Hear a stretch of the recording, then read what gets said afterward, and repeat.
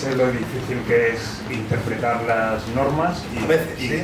Bueno, y que se pueden interpretar en un sentido y en el contrario, pero sí, está bien, está bien.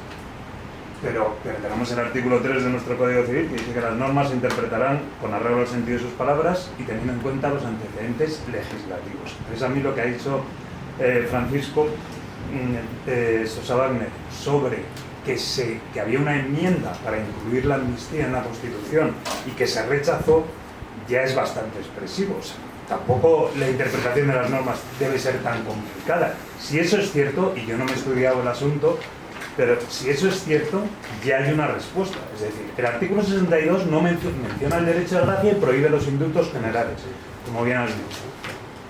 Si encima hubo una enmienda en la cual se decía que no cabía la amnistía en la Constitución, se proponía que se incluyese y se rechazó, es que yo creo que es verde y con asas.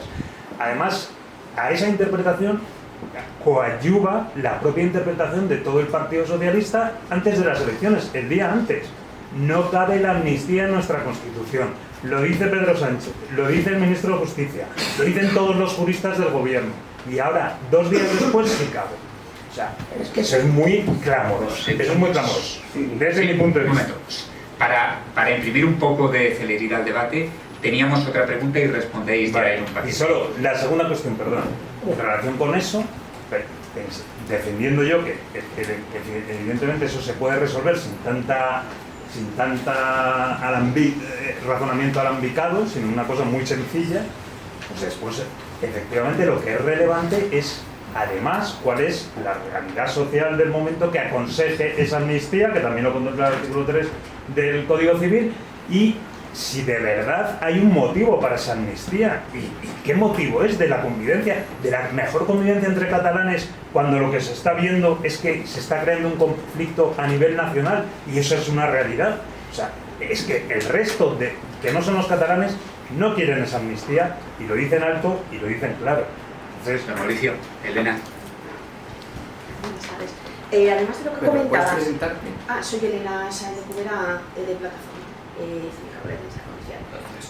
Además de tenerse en cuenta los antecedentes legislativos, la posible enmienda anterior que se rechazó en la Constitución, a efectos de posibles ejercitaciones, especialmente en cuestión prejudicial en la Unión Europea, pregunta para Rafael Arenas, como catedrático de Derecho Internacional, ¿puede tenerse en cuenta también a los efectos de ejercicio de esas acciones todos los hechos anteriores que se han producido en las negociaciones, quién presenta realmente la propuesta? Porque realmente hoy es que ni siquiera el portavoz del Grupo Parlamentario Socialista sabía que se iba a presentar la proposición que supuestamente firma. Entonces, claro, es que no sabemos cuál es la autoría. Públicamente eso es un hecho notorio que públicamente las negociaciones se han realizado incluso fuera del Parlamento. ¿Hasta qué punto se puede alegar la inadecuación del procedimiento en la elaboración de esa norma y posibles vulneraciones de normativa europea? Un segundo, que teníamos ahí otra y ya cerramos esta ronda. Sí. Un momento. Y por favor, luego, concisión. Muy brevemente, bueno, yo soy Javier Martínez Sánchez, soy funcionario internacional, es decir, he estado los últimos 18 años trabajando en el Consejo de Seguridad. Un poquito más alto, que no lo vi. Los últimos 18, pues, muchísimos más que llevo trabajando. Estudié en Barcelona, por cierto, conozco la realidad de Barcelona muy bien, en toda mi infancia, y viví los últimos 18 años siendo asesor jurídico en el Consejo de Seguridad de Naciones Unidas en temas de contraterrorismo. Mi pregunta es muy concreta al catedrático de Derecho Internacional, porque hay una resolución del Consejo, que es la 1373, que se aprobó en el año 2001 y que por capítulo 7 de la Carta es de obligado cumplimiento para todos los Estados miembros, como no podía ser de otra manera, en la que se obliga, haciendo un sumario muy breve, a todos los Estados a que no haya un santuario para que se refugien los terroristas, y en segundo lugar a que se les lleve y comparezcan ante la justicia. En el supuesto de haber un procesamiento, por ejemplo, como ha citado el señor Sosa, del señor Puigdemont, que todavía no tiene una acusación formal, o quizás sí, de terrorismo, en ese supuesto no se podía amnistiar un delito que no ha sido de alguna manera sentenciado. Y la normativa europea va en el mismo sentido. Entonces, esa era la pregunta concreta. Lo segundo es que a veces pecamos un poco de jugar con las palabras. Es verdad que se prohíbe en la Constitución cualquier tipo de discriminación, pero no se completa, no se habla para nada de la esclavitud. Tampoco se hable de la amnistía, no quiere decir que la amnistía esté permitida. Que no se hable de la esclavitud, bueno, se habla de no discriminación, podríamos extenso interpretarlo así. Tenemos que tener mucho cuidado. Es una simple Bien, por orden. Don Antonio, primero la de don Mauricio que iba dirigida a usted y luego las otras dos. Sí, vamos a ver. En el debate de la Constitución hubo muchas ponencias que se rechazaron, pero no todas porque se rechazaron lo que proponían. Hubo ponencias que se rechazaron por una sencilla razón. La que más se rechazaron fue por una razón de relevancia. El Partido Socialista Popular de Tierno Galván me parece que tenía 3 diputados que eran los que ha citado Sosa Wagner más Pepe Bono. Estos eran los 3 diputados que tenía. Los partidos con pequeña representación a la hora de hacer la Constitución se les rechazaban sistemáticamente las ponencias. Porque estaban dando la matraca, se consideraba que daban la matraca y que esto lo teníamos que cortar, el bacalao lo tenían que cortar los que no tenían que cortar, que eran la UCD, el PSOE y Alianza Popular, que eran los partidos grandes. Y a los pequeños ponían ponencias, los hombres y hacían su esfuerzo, pero bueno. Pero yo quiero insistirte en una cosa, y esto lo sabemos los juristas muy bien. Las leyes son hijas de su padre y de su madre, evidentemente. En el momento que nacen, ponles tu orden. Te pongo yo a mi hija para que le pongas tu orden, de poco te va a servir. Quiero decir, una vez que nacen las leyes tienen su propia vida. Son seres, vamos a llamarles seres, autónomos que tienen su propia vida. Es decir, ya se independizan de los padres, de las madres, de los abuelos. Y por consiguiente, el que digan lo que digan los del PSOE, los que digan los de la RC, lo que diga quien quiera decir, eso no va a ningún lado. La ley es la que es y hay que interpretarla. Y entre los antecedentes históricos están todas las constituciones de España, todas. Además, te doy un argumento más para que os sirva a los que estáis aquí. El artículo 52 fue copiado de la Constitución del año 69, copiado. Y la Constitución de 1931 lo copió también, el artículo de la amnistía lo copió de la de 1869. Y con una Constitución y con la otra hubo amnistías, con la del 69, con la del 31 y con la del 77, 78. Es decir, yo ya, es que podemos hacer lo que queráis. ¿Que hay un conflicto o no hay un conflicto? Evidentemente hay un conflicto. Porque Rafael preside una sociedad civil catalana, ¿no? ¿Cómo? Yo lo presidí en su momento. Presidiste en su momento. Sí. ¿Por qué existe en Barcelona una organización que se llama Sociedad Civil Catalana? Porque hay un conflicto. Porque hay gente que siente la necesidad de defenderse o que se siente atacada. Porque hay gente que ataca y hay gente que se defiende. Vale, hay un conflicto. Si hay una situación de conflictividad, ¿quién tiene que apreciar la solución? Hombre, yo soy muy antipolítico, pero también digo una cosa, les pagan su trabajo. Y el trabajo de los políticos es resolver los conflictos, no crearlos. Vamos, lo que están es para solucionar conflictos. Y el conflicto que hay en Cataluña, que existe, no es solamente un conflicto en Cataluña, es un conflicto en toda España, porque Cataluña es el motor de España. Como Alemania es el motor de Europa, Cataluña es el motor industrial de España. Si hay problemas en Cataluña, lo acabamos pagando en el resto de España. Eso no os quepa la menor duda. No os quepa la menor duda. Bueno, y lo que hablaba, yo quiero decirte una cosa, la amnistía tiene un límite, no es absoluta. Tiene el límite de los delitos de lesa humanidad. Eso se ha planteado en Argentina con la ley final de Argentina, que todos los organismos dijeron delitos de lesa humanidad no son amnistiables. En España se amnistiaron delitos de lesa humanidad, porque todos los desaparecidos del año 36 son delitos de lesa humanidad que no son susceptibles de prescripción. En Argentina se amnistiaron y se echó abajo la ley, en Chile se amnistiaron y se echó abajo la ley, en el 77 se amnistió a ETA y eran delitos de lesa humanidad. En consecuencia, la práctica en España ha sido ir más allá de lo que permite la amnistía. Pero esta resolución es del año 2001. es del año 2000. No, no, no estoy pero previamente a esas resoluciones está el tratado de la propia Carta de las Naciones Unidas. Vamos a ver, sí, bueno, tiene discusiones. Sí, ya ha quedado clara la propuesta. ¿Alguna cosa más? No voy a dar una Sí, un momento, por favor. No tengo nada más que decir. Rafael. Vale, muchas gracias. Han salido aquí dos temas, bueno, muchos, ¿no? Pero dos muy interesantes. No sé por cuál empezar. Empezando por el último, al mirarme en diagonal la proposición, veo que han tenido alguna preocupación en relación a este tema.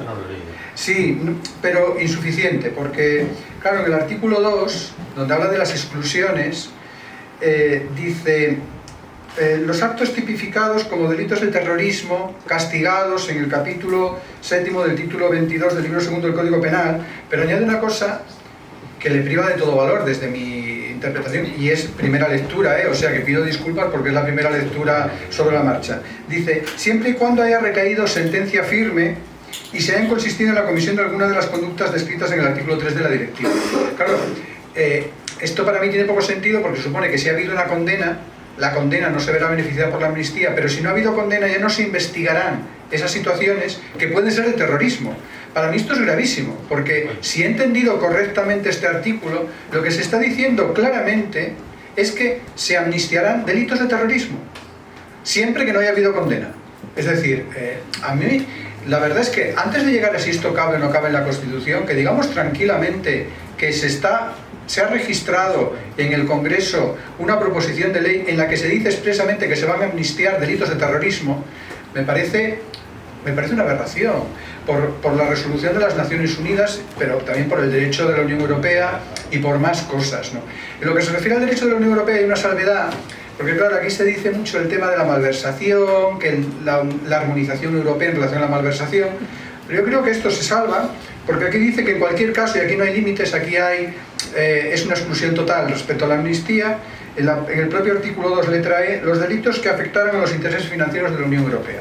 Yo creo que como el objetivo de poder presentar al comisario Reynders y decir: no, mire, lo que son los delitos financieros de la Unión Europea, esto está salvado. Pero esto es solamente el comienzo. ¿Por qué? Porque ahora vamos al tema europeo, que me parece un tema muy interesante y además de un calado enorme, no solamente para España, sino para Europa. Es decir, perdón, pero cuando vengo a Madrid y veo estas caras de preocupación, en lo más recóndito de mi ser tengo que confesar que hay un poco de satisfacción, porque digo, están empezando a entender lo que llevamos tantos años viviendo en Cataluña. Y esto puede pasar a Europa, porque la tensión que se va a generar, que ya se está generando, pues puede pasar a Europa. Entonces, de momento lo que tenemos es, el comisario Reynders ya ha preguntado por esta ley, incluso antes de que haya el texto, lo cual es significativo. Ahora bien, desde la perspectiva de la Unión Europea, aquí hay dos ámbitos diferenciados. Uno es cuando se vulnera derecho derivado de la Unión Europea, y este es un ámbito de problemas, y aquí estaría, por ejemplo, si se amnistiara directamente la malversación, lo que iría contra una directiva de la Unión Europea. Y por otra parte está el artículo 2 del Tratado de la Unión Europea, que son los principios y valores fundamentales. Y claro, el tratamiento en principio es distinto, es decir, las instituciones de la Unión Europea han intentado no entrar en aquellas cuestiones de derecho nacional que están alejadas de la competencia de la Unión. Lo que pasa es que está ahí el artículo 2 del tratado, y claro, el artículo 2 del tratado da entrada a todo, porque la vigilancia sobre el Estado de Derecho y el respeto a los principios democráticos en los Estados miembros lo cubre todo, sea competencia o no de la Unión Europea. Y este es un debate con el que nos encontramos siempre. Desde Impulso Ciudadano y desde la Asamblea por una Escuela Bilingüe, que elevamos peticiones al Parlamento Europeo, a la Comisión de Peticiones, a la Comisión Europea, muchas veces lo que nos contestan es, o desde Foro de Profesores, que también hemos elevado alguna, lo que nos contestan es: esto es competencia del Estado, la Comisión no tiene por qué entrar, etcétera, etcétera. Claro, la réplica que viene es: ojo, es competencia del Estado, pero si eso supone una quiebra de los valores que recoge el tratado en el artículo 2, Entonces ahí sí que tienen que entrar las instituciones de la Unión Europea. Y claro, han entrado en el caso de Polonia, han entrado en el caso de Hungría, y la recriminación que yo les hago es que hay cosas que están pasando en Cataluña que si hubieran pasado en Polonia o en Hungría, pues serían objeto de actuación por parte de la Unión Europea. Y la Unión Europea, no quiero pensar mal, como es una entidad subestatal, no quiere dar ese paso. No quiere dar el paso de entrar a controlar a las entidades subestatales igual que controlaría a un Estado, por pensar bien. Pero esto hay que romperlo, porque las entidades subestatales, igual que los Estados, están vinculados por el artículo 2 del Tratado de la Unión Europea. Pero ahora ya hemos escalado, porque ahora ya el problema de afectación al Estado de Derecho ya no es de una entidad subestatal, y yo creo que esto en Europa lo han entendido. Y el problema viene fundamentalmente por la independencia judicial, que ha sido un tema clave, por ejemplo, en relación a Polonia, que es por el que ha saltado. Es decir, cuando a veces en Europa yo tengo la sensación de que si tú te estás calladito, no pasa nada, nadie se va a meter. Ahora bien, si hace ruido es cuando hay problema. Y aquí el ruido empezó cuando, en un momento de bloqueo de la renovación del Consejo General del Poder Judicial, a las mentes brillantes pensantes socialistas y de Podemos en aquel momento se les ocurrió hacer una reforma plantear una reforma de la ley orgánica del Poder Judicial para que se eligieran por mayoría absoluta los vocales. Yo me acuerdo de haber hablado con alguien cercano a los socialistas en aquel momento y decir, pero vosotros estáis locos, ¿qué es lo que pretendéis? Y dice, no, pero mira, esto se hace y luego entre que llega el Constitucional y tal, ya se... Y digo, es que no os dais cuenta del terremoto que se va a montar en Europa en relación a esto. Y efectivamente, con un terremoto actuó el Consejo de Europa, Greco, la Unión Europea, porque claro, y el primero que saltó fue Polonia, porque dice, oiga, es que por eso mismo que están haciendo, a nosotros nos tienen empapelados, por eso mismo, no por menos, que porque no están actuando. Y claro, ahí a nivel europeo la lógica algo rige y dicen, hombre, si estamos haciendo esto con Polonia, algo tendremos que hacer en relación a España. Y el tema de la independencia del Tribunal de Justicia en relación a Polonia, etcétera, pues hombre, se ve afectado por la amnistía, porque esto es lo que está detrás.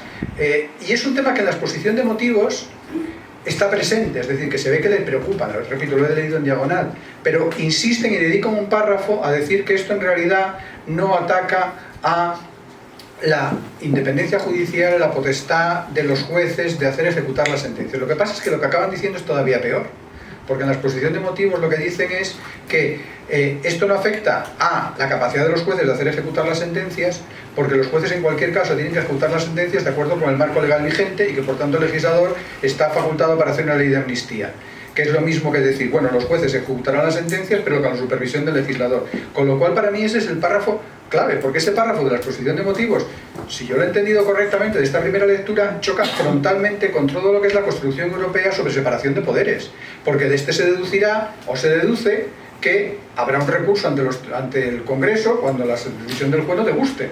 Más o menos es lo que se deriva de ahí. Y ahí la Unión Europea yo creo que no va a tener más remedio que actuar y llamar la atención, como en relación al tema del lawfare y todo, que no está en la ley de amnistía, pero sí está en el acuerdo con Junts. Yo espero que la Unión Europea actúe, porque yo soy un convencido europeísta, muy convencido europeísta. Yo creo que Europa, la Unión Europea, con todos los defectos, con todas las cosas que tiene, es lo único que nos permite en un mundo globalizado tener algo de voz. Porque aquí estamos ahora metidos en nuestros temillas, pero bueno, los temas de verdad importantes del mundo son otros. Y en esos, o tienes una organización como la Unión Europea, o estás al albur de lo que decidan otros por ti. Ahora bien, el tema del control del Estado de Derecho. Si la Unión Europea no demuestra que es algo que hace por principios y que no utiliza políticamente para ir contra estados euroescépticos o contra posiciones euroescépticas, sino que opera con igual en todos los estados, ahí se juega también su prestigio. Y en este caso yo creo que la Unión Europea actuará, no sé cómo, pero yo creo que actuará. Muy bien, pues ya no nos queda más medio que terminar el debate. Pero a mí me hace una última pregunta. Si el moderador me lo permite. La pregunta es, en el caso de que esperamos que haya recurso, ¿qué posibilidad tienen esos recursos? ¿Hay alguna posibilidad de que un recurso tenga evolución? que sea eventualmente estimado. ¿Un recurso de qué? Contra la ley. Bueno, un recurso de inconstitucionalidad.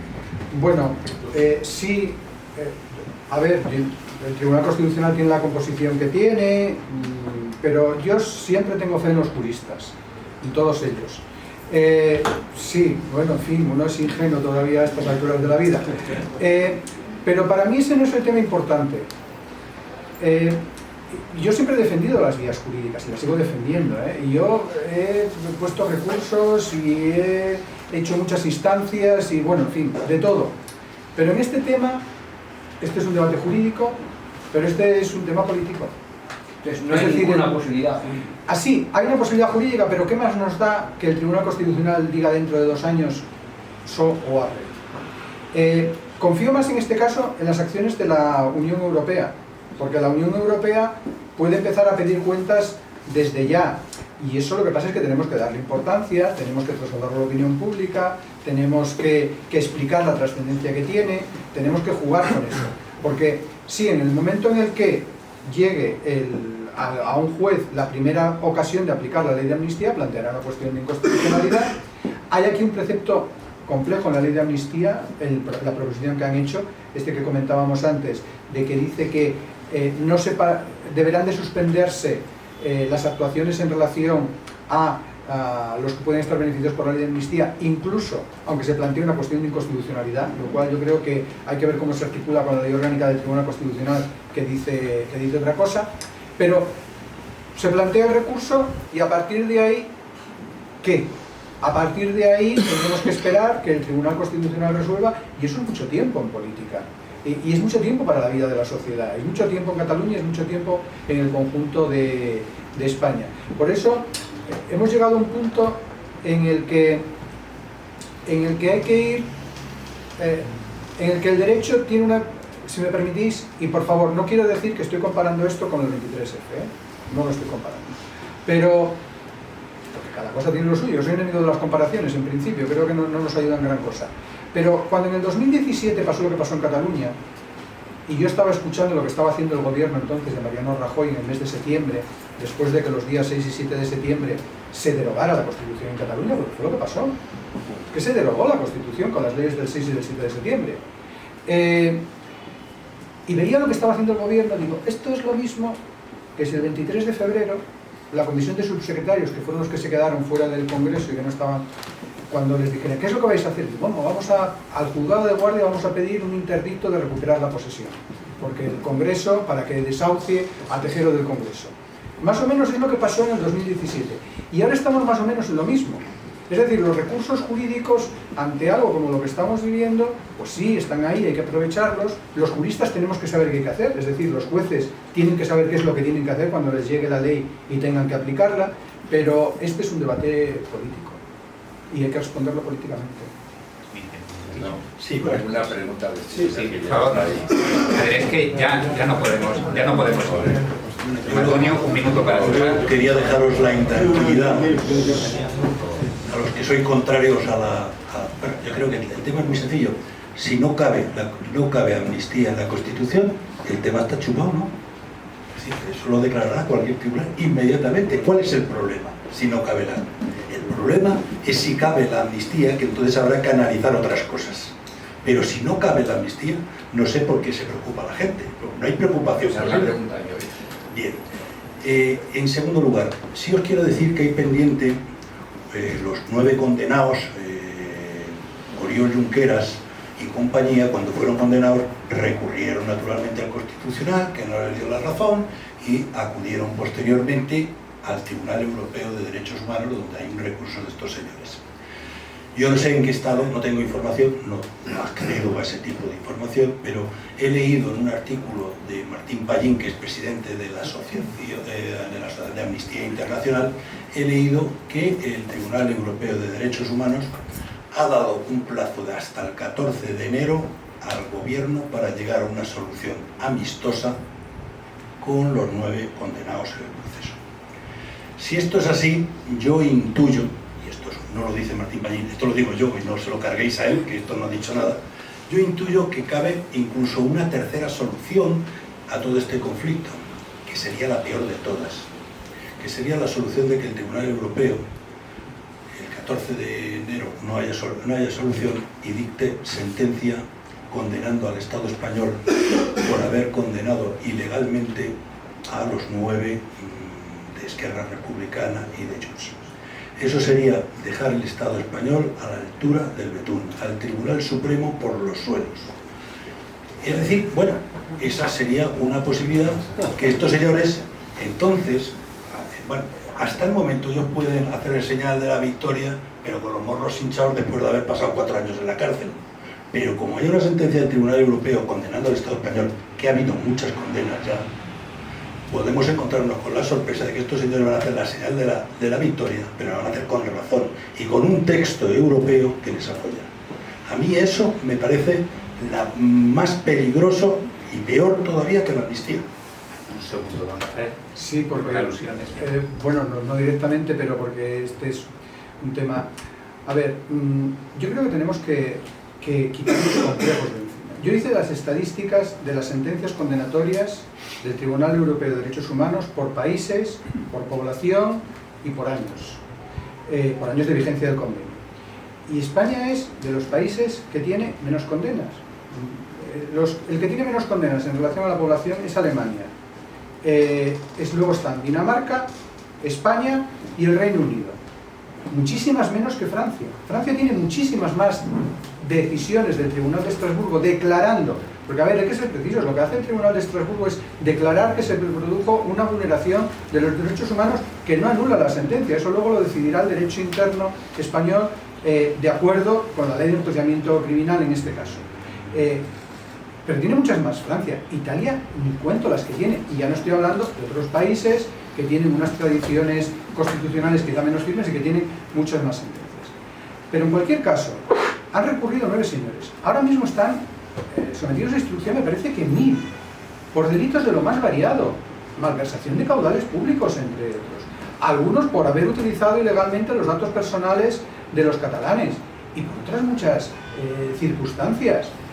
Bueno, pues si al final los señores Junqueras y compañía obtienen una sentencia favorable del Tribunal de Estrasburgo, pues los felicitaré. Pero es que hay más de 1000 que están ahora mismo siendo investigados por unos hechos que fueron muy graves y cualquiera que hubiera estado allí en aquellos años, en aquellos momentos, sabe que eran muy graves. Y que lo que no 400 de los que 73 son policías. Me parece muy bien. Pues yo había visto por ahí la cifra de 1000, pero bueno, es lo mismo.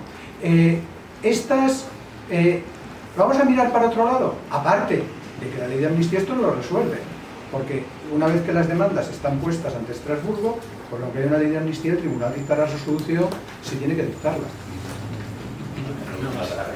Bueno, pues, un momento, antes de terminar. Quiero dar las gracias a todo el mundo